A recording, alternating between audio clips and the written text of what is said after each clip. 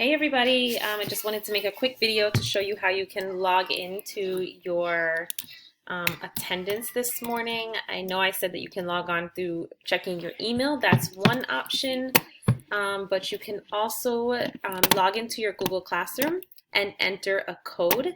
Okay, so I'm going to show you how to do that now.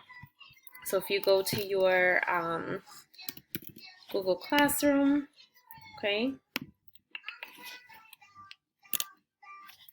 and here I'm just gonna use one of the students' emails. Okay, you'll be prompted again to this page.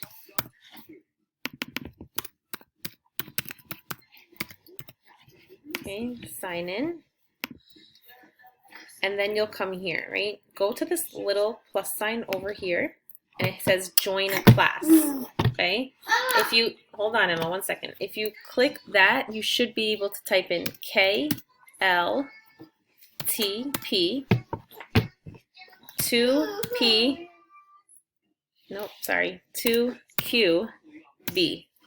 KLTP2QB. That should be the class code to get you into your attendance. Wow, Emma, that's so cool. Anyways, guys, so try that out. Let me know if that works, okay? If not, we'll get through this. All right.